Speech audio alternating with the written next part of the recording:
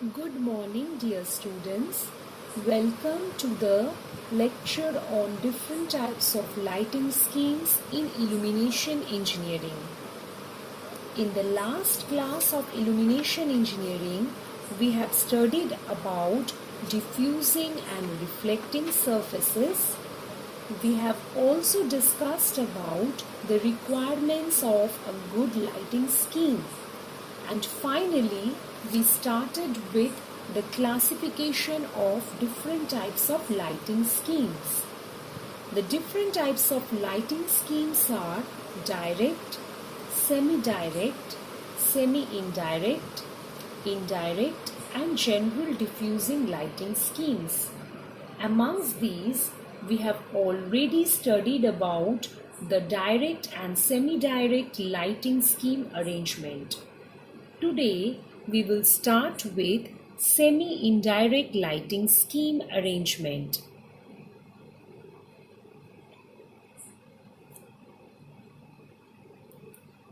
This can be represented by the following schematic representation.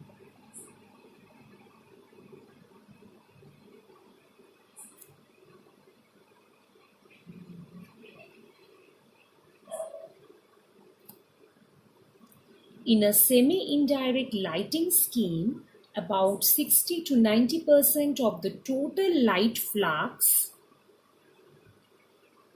is made to fall downwards with the help of semi-direct reflectors. This type of arrangement is mainly used for indoor light decoration purposes. Next, we move on to indirect lighting scheme arrangement.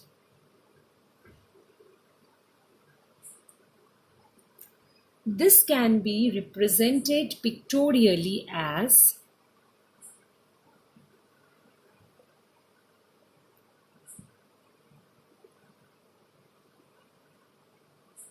this. Here, the light is thrown upwards instead of downwards as we have studied in the previous schemes. So, in an indirect lighting scheme, more than 90% of the total light flux is thrown upwards towards the ceiling for diffuse reflection with the help of inverted reflectors. In such a system, the ceiling will be acting as the light source, and this helps in reducing the glare to minimum. This system thus provides a shadowless illumination, which is useful in workshops where large machines and other obstructions would cause problem if direct lighting were used. Last is general diffusing lighting scheme.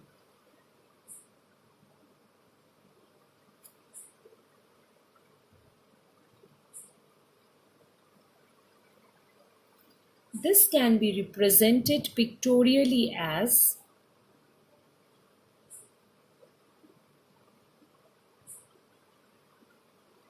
this.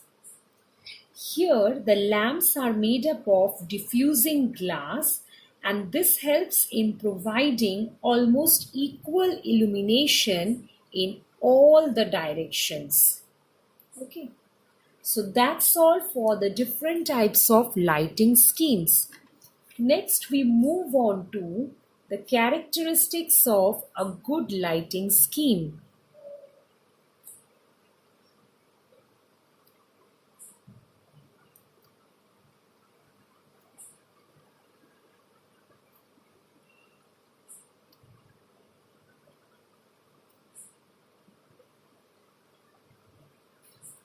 The first characteristic is that it should provide adequate illumination.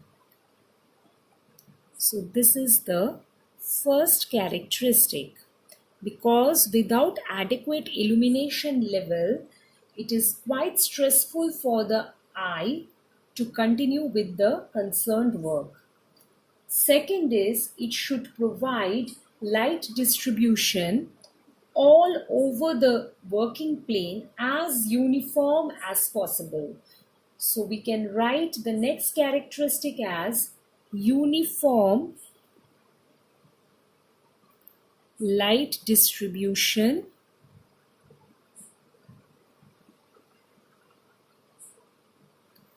over the working plane. The third one is it should avoid glare and hard shadows. So avoid glare and hard shadows as far as it is possible for it. And the fourth characteristic is that it should provide light of suitable color. So the fourth characteristic we can write as suitable color light. So these four are the characteristics of a good lighting scheme. Next, we move on to the factors that need to be considered for designing the lighting scheme. So after the characteristic, next we start with the factors.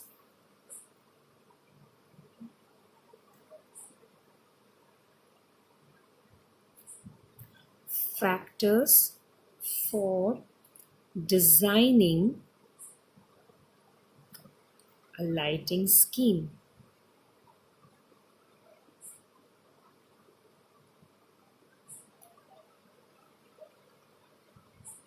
Basically, we will be considering 5 important factors. First one is the level of intensity of illumination. So the first one we can write as illumination intensity.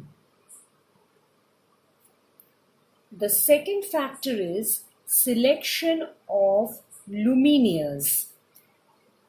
So we can write it as luminaire selection. Now what is this luminaire? Luminaire is basically an apparatus which is responsible for distributing, filtering or transforming the light given by a lamp or lamps. So we will study in details about this luminaire selection a little later.